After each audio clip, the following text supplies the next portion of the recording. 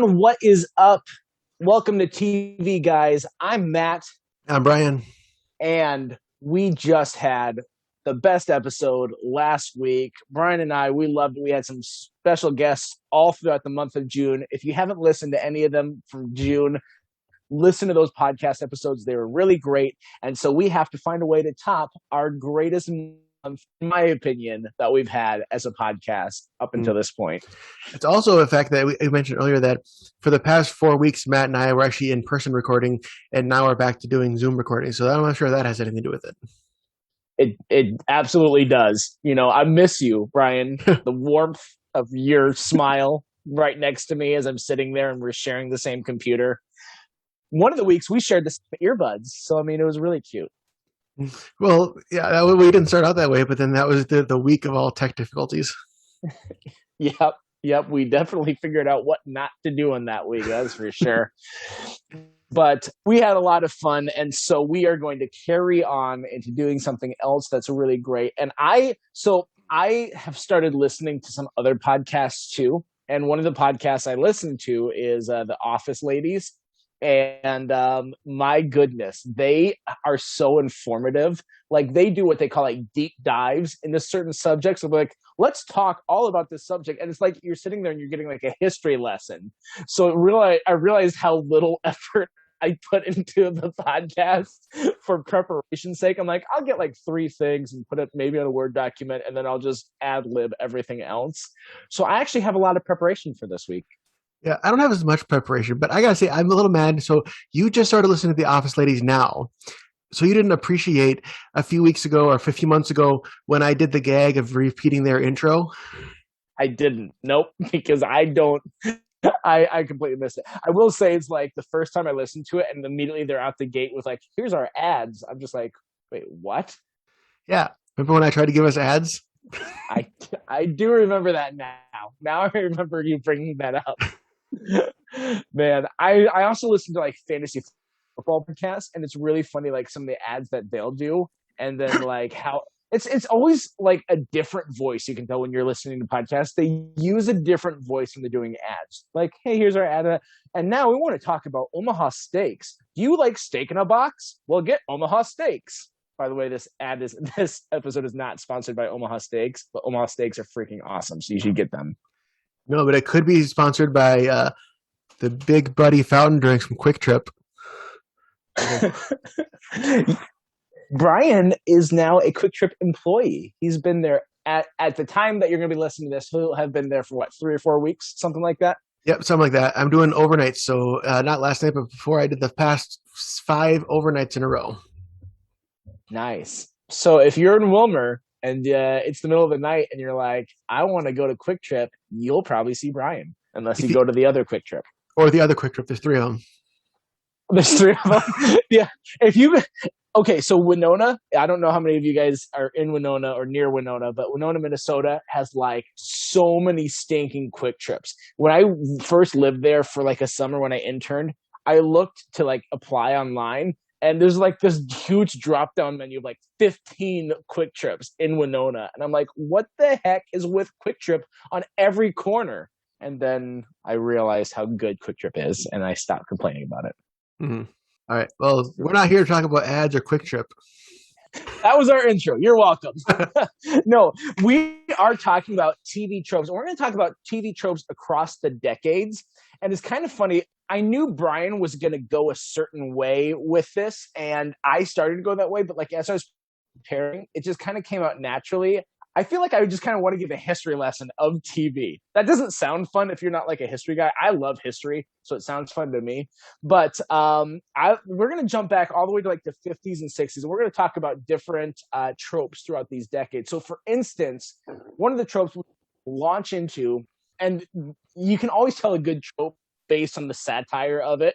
And so like for some reason, the first thing that came to mind was WandaVision, and the trope from WandaVision that's making fun of this from the 50s and 60s was that nosy neighbor idea.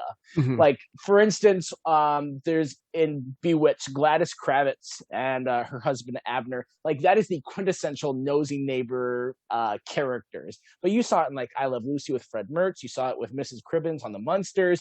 Addams Family had the same thing, and it's kind of funny that this nosy neighbor trope even evolved into its like any show where you had odd family, like Bewitched, Addams Family, Munsters, I Dream of Jeannie. You know, you're always going to have that nosy neighbor who's like, are they going to find out the secret of this family? Mm-hmm. Or how does a normal person looking in on this family, how do they feel? How do they react? They even brought up this trope really in Brady Bunch movie. When they did that, it kind of followed the nosy neighbors, because the Brady Bunch movie, they kept the same like sincerity of the Brady Bunch, put it in modern times. Mm-hmm. So the nosy neighbor were like us watching these guys like, why are they acting this way? This is so weird. Yeah, and that it wasn't a nosy neighbor, but that also kind of came back in Third Rock from the Sun with Jane Curtin's character, because she worked with Dick, with John Lithgow, and was also dating him. So she didn't know that they were aliens, but she was like always over at their place, and she got a front row seat to, dang, my boyfriend's family is weird. Yeah. You either have like one or two ways that it goes with that nosy neighbor of finding out like the secret. One of the ways was like what you were just talking about with the aliens, and like, are she going to find out these are aliens? Another way is like with Munsters and Addams Family, where they kind of wear their secret, so to speak, on their sleeve. So there's nothing really to keep secret, but it's instead like the torment that this poor neighbor goes through. There's an episode in the first season of Addams Family, the New Neighbors Meet the Addams Family, season 1, episode 9, where these honeymooners move into this rental property right next to the Addams Family, and then they meet the Addams Family, and they're like, oh, we have to get out of here.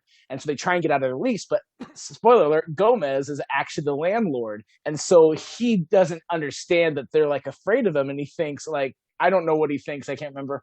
But he's just like, no, you know what? We're fine. We're not going to let you out of this lease. You just need to come over. You need to be more relaxed. Why don't you come over, meet the whole family and all this sort of stuff. And they keep trying to scheme to get out of being neighbors with the Addams Family. And they just keep getting sucked into the Addams generosity. And they're like, no, be our friend, that sort of thing. Yeah. And it's kind of funny how this is reflected in those 1950s and 60s is there was this huge influx of families because of the World War II and the turmoil in in Europe and parts of Asia, that there were so many refugees and immigrants that were coming over from these countries to America. Like there were times in that time period where America just simply had to reject like boatfuls of refugees from these countries. And so there was this significant population of immigrants that was coming over from these countries. And you kind of see that reflected in these shows like The Munsters, The Addams Family, where they're these stand-ins for the abnormal family with their own certain ways. And so then you bring in these nosy neighbors to kind of highlight and show the way that these immigrant families could feel, because they're different. They're so outside the box from what that normal nuclear America family was, that it kind of gave that lens to it. And so that's, I think, why you see, especially in the 50s and 60s, that really start to pop up as a trope. And it's really funny. We're going to continue on and we're going to talk about other tropes real quick, but to see what tropes are reflected in shows really gives an insight to what people are thinking, what people are going through, and different culture throughout these decades. And so that was where I was really interested. I wanted to jump in here. You know, I think another example of that, you know, fish out of water, like, you know, you're not, maybe not, they're not really immigrants, but the Beverly Hillbillies as well. Because that family, like, they're completely, you know, backwoods, country, southern, and then all of a sudden they're in the middle of Beverly Hills in like this, you know, the rich people neighborhood. And it's the same kind of thing. It's like everyone knew who they were. They weren't pretending to not be country people, but it's like, dang, this, you know, and like the people they work with were like, wow, what is with this family?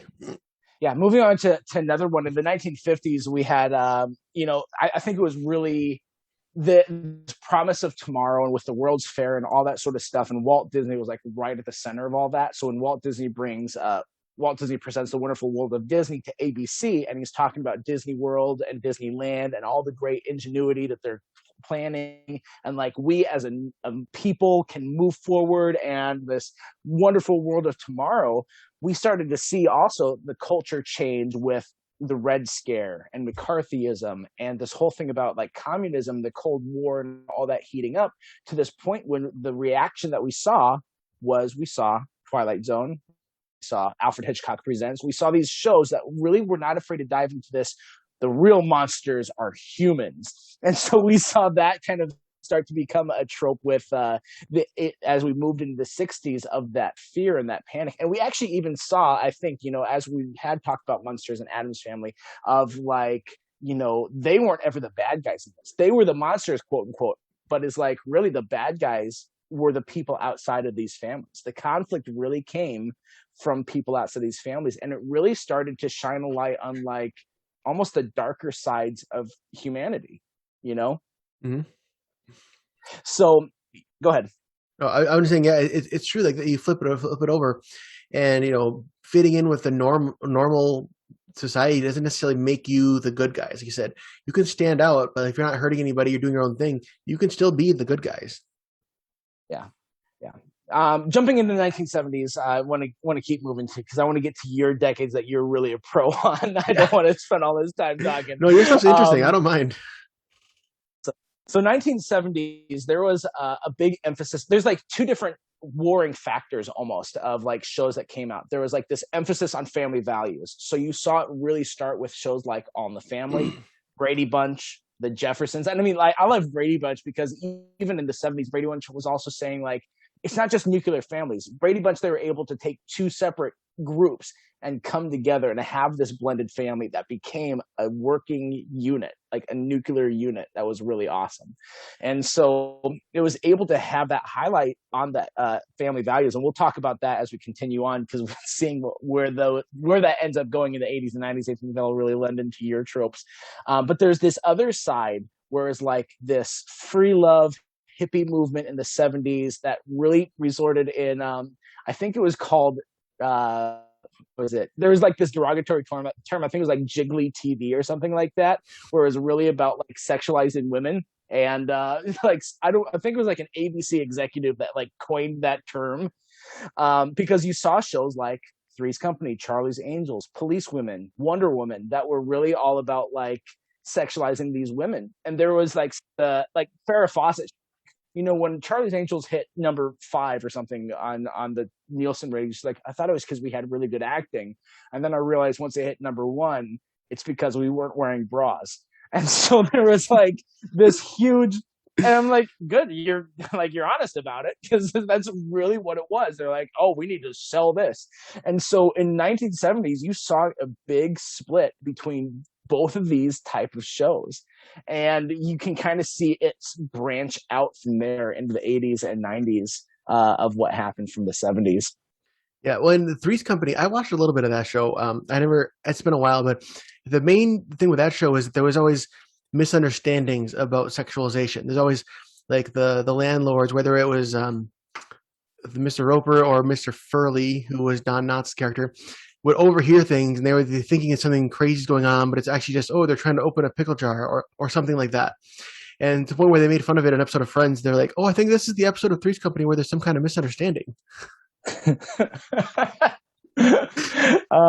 That's great. See, and that's also where like that got established. Mm-hmm. I don't know if it started on Three's Company, but I mean, there's that same feeling that got amplified from the 70s. I can think of a number of different ones where it's just like, you hear something on the other side of the door and then you bust it, like a dad's listening to his teenage daughter on the side of the door with her boyfriend or whatever, and they hear something and then they bust in. It's like, I caught you. And it's really like something completely innocent and innocuous.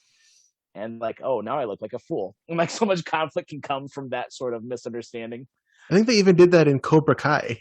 When did they do that? I'm sure that they did. That makes sense. Oh, no, they did. Yeah, when Sam and Kyler, even though Kyler was trying to get her to be inappropriate and stuff, but in the moment he was giving her some kind of gift or something. Yeah. Yeah, I mean, he was playing the long game, but yeah, you're absolutely right. I remember that now. Well, let's jump into the 80s because I think you got a lot of stuff for the 80s because in the 80s we saw some of the shows that, like, I know you've talked about Roseanne. We Yeah. both talked about Simpsons, shows like Married with Children. All these are these like working class family shows, or Hmm. um, like Growing Pains and Family Ties. It's like these families, and this was really awesome because in the 80s you saw like this rise of women who are like, oh, I can be the 9 to 5. I can be the breadwinner, or I can also have my own job. This is where we saw like the phrase DINK, if you've heard of that, double income, no kids, Hmm. or dual income, no kids. I don't remember.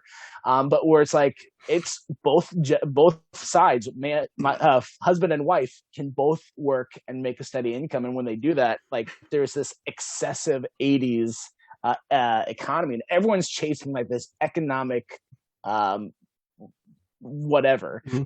and so you see that with some of these families in the 1980s where it's like they're chasing that, but they're so far away because so many people also felt that too. It's like, I'm not on Wall Street, I'm not the breaking in the 5-6 figures that I wish that I was.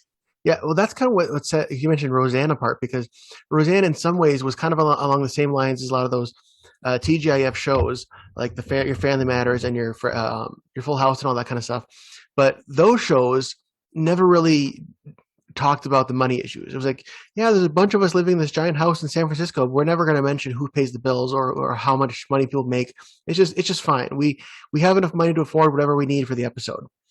Whereas Yeah. Roseanne, they're I don't know if it was poverty or like shortly or like lower middle class, or it kind of goes back and forth throughout the series and into the Connors now too.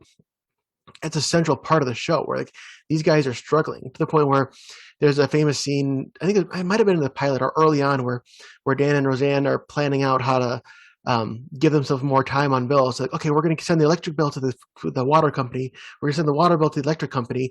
So that way they see we paid a bill, but we got the wrong one. So they're going to give us more time to get it switched over. And there's seeing little stuff like that. And then you add on top of that, the humor and the doofy dad and all that kind of stuff that all plays into it. But it's all from this center of this is a struggling family. And this is what happens with a lot of people. Yeah, and I think that's definitely why shows like that had such a long running, because so many people can relate to that. I mean, even now, as an adult, I'm like, oh, holy crap, that's a lot more relatable than I ever thought it was. Yeah. And I like that you brought up the other ones because, like, at some point, too, some of these other shows, they're like, well, we don't want to focus on that. And so that's where you even get the other side of that trope, where it's like the Chandlers and the Barney Stinsons of, you don't need to know what they do, and it's almost a joke of Hmm. like no one even knows what they do. They just know that they get a lot of money, Yeah. and so you see that trope can be kind of funny. Yeah. You also mentioned, kind of modernizing families. Another thing that you see a lot in shows, kind of starting in the '80s with Cheers, specifically, is kind of building your own family of the people you're close to. Because with Cheers, the people at the bar, they all have kind of their own situations, but for the most part, the characters in Cheers are closest with each other. Even the guys who don't work there, they just come and hang out at the bar. It's like their own little family, to the point where there's a Thanksgiving episode where they're all, I forget whose house they're at, but they're all having Thanksgiving with each other instead of all going to their individual families. I wish I could, because I mean that there's like this ensemble cast trope too that I was going to get to, that like we especially see now. Yeah. We see shows like Brooklyn Nine-Nine or 30 Rock in the last 10 years, or of course Office and Hmm. Parks and Rec and etc. All of these shows that are kind of trying to recapture one of the shows I think that did it best was Friends, was that ensemble cast. Hmm. There were others, of course. There's been plenty throughout the years, but I think in recent memory, that's the one that like execs are still chasing, of like how do we be that Friends show? And so we saw rise. And I wish that I knew a little bit more about TV to know like what were some of the big ensemble shows? Like where did that start? Because the oldest one that I can think of that was a really good ensemble show was probably MASH. Yeah. We've talked about that. That one was a show that's like, it's really every character is unique. There's no lead, even though Alan Alda's kind of lead. There really isn't a lead. It's a big ensemble cast. I would agree with that. Yeah. So in the 80s too. So this is another thing that I thought was really cool, because this is when I was born in 88, and I'll still call myself a 90s kid, because I mean, you don't remember the first 2 years of your life. So 90s is like when, like, this prime time for television for kids, because late 80s this network came out called Nickelodeon, and they Mm-hmm. had their heyday for the decade of 90 to 2000s. Yeah. And so what I think was really awesome about Nickelodeon Studios is how no one really thought that kids were as bankable as they were. Sure, we had like those old Hanna-Barbera cartoons, like Scooby-Doo and Jetsons, all of those. And like, there's always been Saturday morning cartoons. There's always been like, we need to market for kids. Yeah. But to have a whole station just for kids, like, I don't think anyone saw the genius of that until Yeah. Nickelodeon did it. And then you started seeing these Nickelodeon shows on the Nielsen rating charts, and people were like, wait, it's getting that kind of ratings on cable? Mm-hmm. Cable is getting that kind of ratings, and these are geared for kids. So that's why you start to see like all sorts of like programming for kids, not only just on Nickelodeon, but then you get like Cartoon Network coming in, and then you also get even like some of these are like, well, let's do some more mature stuff for kids. And so that you saw so many of these family friendly horror shows like Goosebumps or Are You Afraid of the Dark, or Yeah. even Crypt, which was a little more preteen than it was kids. But there was a lot of this like, let's do a darker thing. Even some of the really like kid stuff, like the Batman animated series or Yeah. Gargoyles, like those still had a darker edge to them. But they're like, let's just throw everything at the wall at these kids and see what sticks. And you Yeah. had this huge resurgence that even is going on today. You know, Nickelodeon is actually one of the main ones that I actually came prepared with. So actually, I was going to intro it with this. Nickelodeon. Yeah. So yeah, Nickelodeon was so great, and I think the fact that they don't talk down, they do the mature things for Nickelodeon cartoons. Like, they don't have to be so watered down for kids that the stories aren't interesting. A lot of these Nickelodeon shows had really deep, like, emotional episodes. Like, I know we've talked about Hey Arnold had a ton of them, like with the Christmas one you mentioned way back when with the Mr. Win episode, or like the episode where Chucky on Rugrats sees the pictures of his mom in the closet, and they have to realize that, oh yeah, Chucky's mom died. And like they kind of have these episodes, and it doesn't seem forced. It just seems like it fits with these characters going through, you know, hard or emotional or even happy times, but that are like real and relatable in the midst of it being, you know, a random Nickelodeon show that's about a cat and a dog that share a body. Yeah. I even like it how it's reflected in like game shows for the kids, like on Nickelodeon. Sure, you had like your Double Dare, which I loved, but Double Dare was definitely a lot more for like the 5 to 10, whereas you had like then Legends of the Hidden Temple, which is more like 11, like maybe 8 or 9 to like 12, 13, 14 range. And you had Guts, which is essentially a kids version of the Olympics. And so, or I'm sorry, it was more the kids version of American Gladiators, to be fair. But it was this idea where they would get these kids from other countries too, and they'd always have like USA versus Japan versus Germany. And so then they would have them compete in these American Gladiator type games. And so like they had the stuff that was a little bit more on the mature side versus the stuff that was more on the kiddie side. They just like shotgunned it and hit a broad range of ages. Yeah, and some of these characters are just so interesting. Like, I would love to have. I'm not sure if they did this crossover. I wouldn't be surprised if they did. But Grandpa Lou from Rugrats hanging out with Grandpa Phil from Hey Arnold, that would be hilarious. Oh my gosh, that would be great.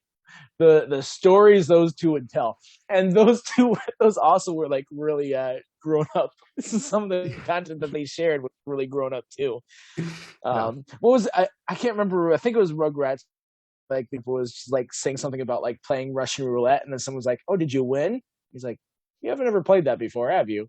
Yeah. Something like that. Or you don't really grasp the concept. Yeah. All right. Well, I could jump into the 2000s, but like I said, you came prepared with a good amount for this era, I know. So Yeah. anything else in the 90s you want to talk about?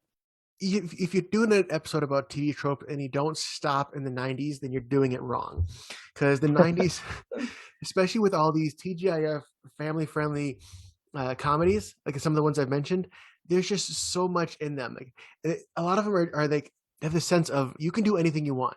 And so a lot of them have the same kind of storylines. Like, there's always you can probably point to any of this a story where either one of the main characters or another side character decides, you know what, I'm going to drop out of school and all this kind of stuff, and everyone's like, oh my gosh, and it becomes a special episode. Like we have to get this to stay in school. Like there's an episode of Full House where there's a dropout on the subway, and it gets broken down, and they're on their way to Jesse's graduation, and then the whole family gets together and convinces this guy in like 3 minutes to like change his entire thought pattern on life and be like, you know what, I am going to go back to school. And they have this whole graduation ceremony for Jesse on the subway, and it's just stuff like that, like the whole college, like college is the best thing you could ever do with your life. Like that really got hammered into the 90s, somewhat problematically for some people, because I mean that's a whole other issue, but like Boy Meets World and Full House and Family Matters, they all hammered in this message of like you have to go to college, and they were kind of doing that. Yeah. Yeah, and I love like looking at programming versus counter programming, because that was like early 90s to mid 90s, and then by late 90s and early 2000s you had the counter programming of like, well, there's also families that are like screwed up, but they're trying trying really hard. And so you had shows like Titus, or you had shows like Malcolm in the Middle, or Grounded for Life.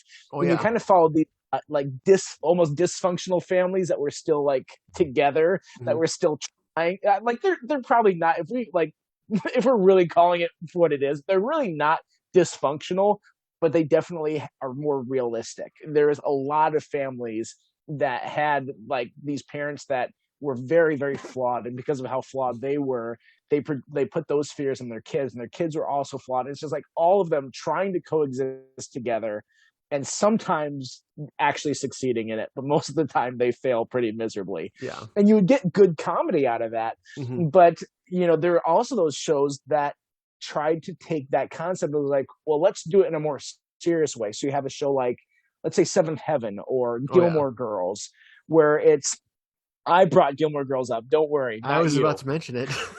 I'm not worried. Where it's less like, sure, there's comedic stuff in it, but it's really this drama side of like, look at the hard things that go into being a family. And you take like those type of shows and you bring them into the 21st century into shows like Parenthood and now This Is Us, and you see a lot more of that now. But yeah, that was really a huge surge in the late 90s, early 2000s of shows like that. Yeah, I definitely agree. And some of those shows that struggle, you mentioned like Grounded for Life is such an underrated show. And I would say Malcolm in the Middle is a little more known, but both of those are just tremendous comedies. And like, I can't say enough good things about either one of those shows. Yeah. But if I can stop back and just touch on a couple just little things that you noticed in all these shows in the 90s. For instance, Kate, Matt, in your entire life, have you ever known somebody in real life who drove a car through a house? I knew you were going to ask that question. When you started it, I'm like, he's going to ask about driving a car through a house. No, I have not known anyone who has done that. So many shows did that. I think the funniest one was Everybody Loves Raymond, because most of the time it's like a kid who's learning to drive and somehow manages to drive through an entire house. Whereas in that show, it was the grandparents who did it. And it was a really funny episode. Also, you have these episodes where I really loved their back and forth after that. And Marie's the one, and Marie's like, well, I didn't like Frank drive because he can't see so good. And Frank's like, I can see a house. And then Robert shows up and sees what happened. He just starts laughing. That's a great episode. Another one you see a lot is they get to an episode, we have to start a band. The cast has to start someone for a school project or just for fun. And are any of these characters going to have any musical ability or any musical caring for the rest of the show? No. We get what was the name of the? You don't know. There's the crazy episode of Saved by the Bell. I love how you're asking me, like, oh, he doesn't watch that. He doesn't know that. We've established you didn't watch Saved by the Bell.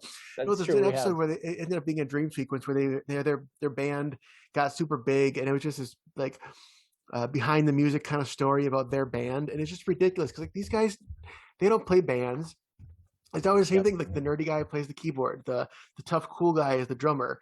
The main character is the guitar player. Like the girls get to just be backup singers because in the '90s that's all they could do. Unless it's an all girl band like Stephanie's on Full House. But it's like Yeah. it gets to get to a point like have we done the band thing yet? Okay, we gotta do that now. It's just And I like that Scrubs did the parody of that, where they had it wasn't a band, but it was like a talent show, I think. yeah. And I think it was the episode was called My Sitcom, I want to say, but it was like JD in his head, he imagines like that things are turning out like a sitcom, so that Yeah. half the episode is like that 4 camera sitcom type show, Yeah. and with a laugh track and all that sort of thing. And so that was the plot of the episode, was in order to raise money for someone, they had to do like they had to go on like this talent show or something like that, and they end up winning at the end, or whatever the stupid thing is, because that never happens in real life. They also had in that episode they had the most dated guest star. They had Clay Aiken. Did they? Yeah. Geez, Clay Aiken. And then remember when people thought he was going to be something? Yeah. And then the last thing to say in the '90s, they kind of brought back the nosy neighbor, but they turned it into the quirky neighbor. You got Kimmy Gibbler on Full House. You got Mr. Feeney on Boy Meets World. You got Wilson on Home Improvement. You got all these quirky neighbors who were Kramer. Kramer is like the ultimate quirky neighbor. Or Mr. Heckles from the early seasons of Friends. Oh yeah, yep. Oh, and of course Steve Urkel, like it came so big that he stole the entire show. Like it's definitely a thing where all these families, like it's again like maybe a season in. Do we have a quirky neighbor yet? Okay, Kimmy Gibbler, she'll be the neighbor. It's just yeah, exactly.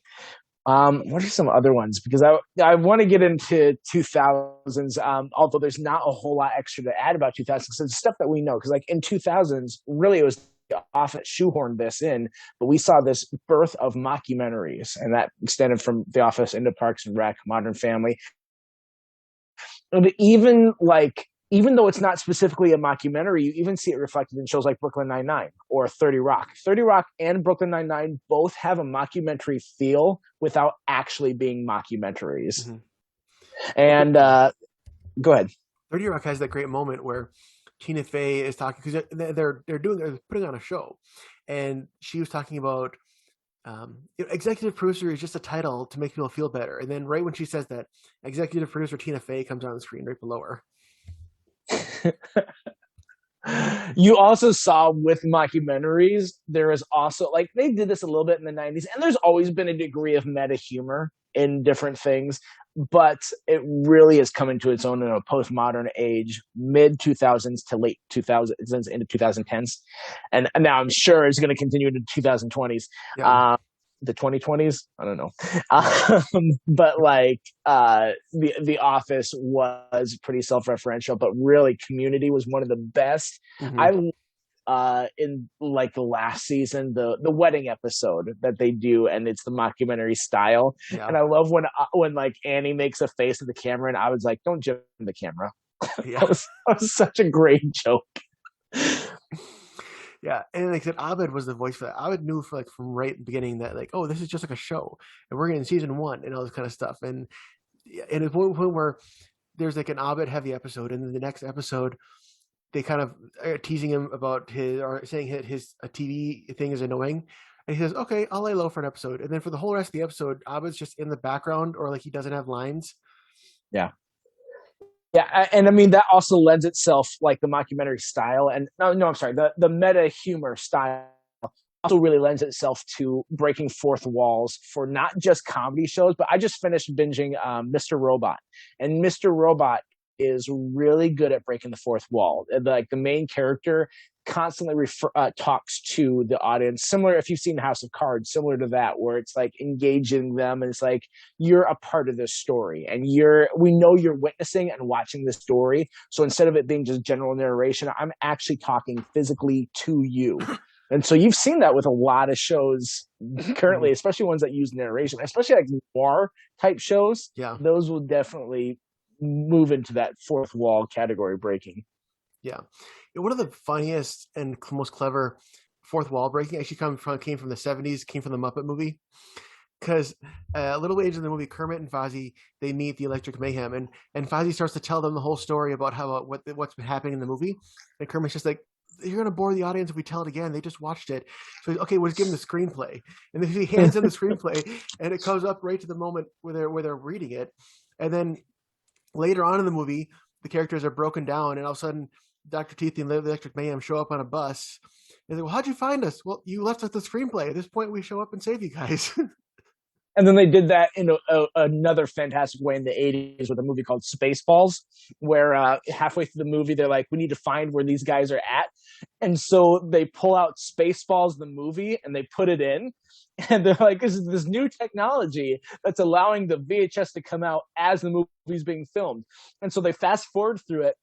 And then they get to the spot that they're at right then in the movie. And like, what am I looking at? It's like, this is now. You are looking at right now. And so then they're like moving their hands like around just to see, like how you do at the store when you see a camera, or at least how you did when you were a kid. And you're like, oh, look, I'm on camera. Like the whole scene is just hilarious. I love that kind of joking. Yeah. Although people don't know that we recorded this podcast out of order. We've already done all the trivia and the outros. We're just doing the intros now. Would that be terrible if we did it like that? That would be horrible to edit. Yeah, I mean, I wouldn't care, but it would be terrible for you. I do nothing. I just show up and look pretty. Well, you'd show up.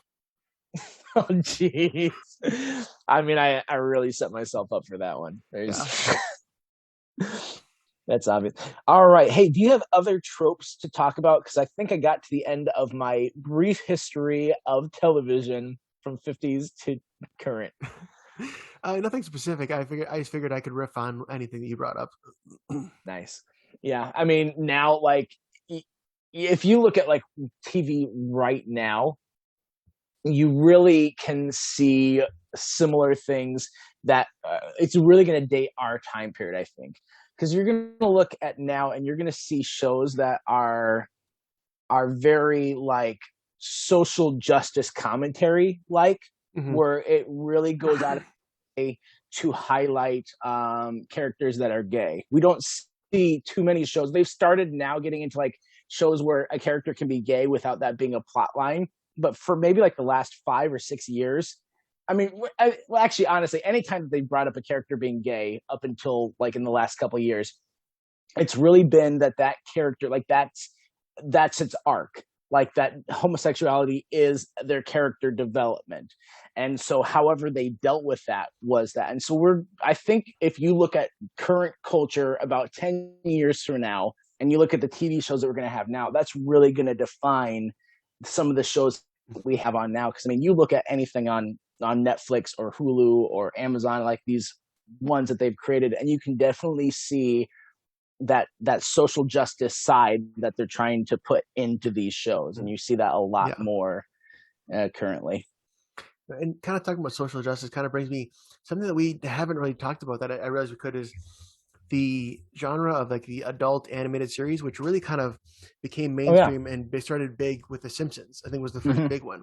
And you see a lot of people and then and even now saying how, The Simpsons is so inappropriate. It's like, it's really not that bad. It's not nearly as inappropriate as any other sitcom. It's just because the medium of animation has been stuck in people's minds as this is kids TV. So if they say something that's not kids TV, it's so bad. But I mean, and so people discount it when it's a great show, and it led the way for other shows like Family Guy and South Park and Bob's Burgers and Archer and all these shows kind of came from, and Futurama came from the start of Simpsons being the first big one to break that mold.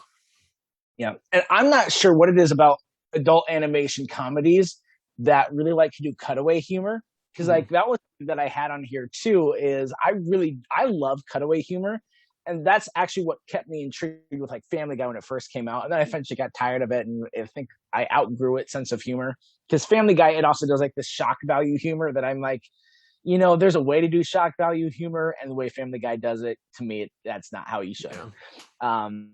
But I do really appreciate, like, New Girl does it. New Girl, I thought, and even though that's not an adult animation, but New Girl does really good where it's like it cuts to these jokes and then cuts back. I love that. And Family Guy does it. Archer does it. Scrubs does it with the fantasies. Yep. Malcolm in the Middle does it sometimes. Yeah.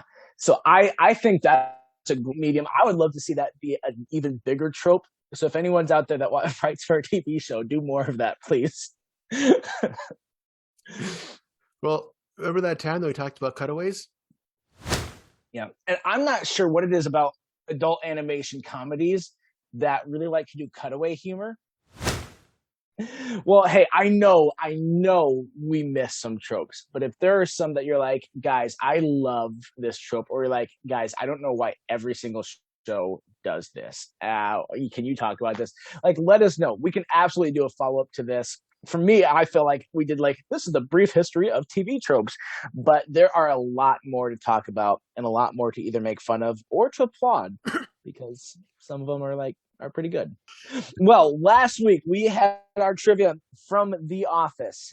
So last week's trivia question was, what was the original song that was going to be used for The Office? And that was Mr. Blue Sky by ELO. That was used in Guardians of the Galaxy Volume 2 for the opening credits. It was also used on a show at the time when The Office came out called LAX. And that's why it's getting used in The Office. Is because, like, well, we can't have the same theme song as another show that's on the air right now. So then they wrote the other theme song within like a week before the show aired. The first show aired almost without a theme song, and they still did it. So, yeah. So this week's trivia, I mentioned Grandpa Phil from Hey Arnold earlier. So the question is, do you know the voice actor for Grandpa Phil, and what character is he most known for playing? I do, and I'm blanking on it right now because I know who it is. I mean, this guy has done other voiceovers Yeah, he's done on a lot of shows, but there is one signature character that has like made his career. Don't say it now. Oh man. Well, I'm not gonna. I'm just trying to think. Oh well. Hey, I will try and come up with it so that I can be like, hey, look at how cool I am. But well, I'll be trying to figure that out. And in the meantime, you figure it out. No, I'm Matt. I'm Brian. And we're reminding you once again to stay tuned and keep watching.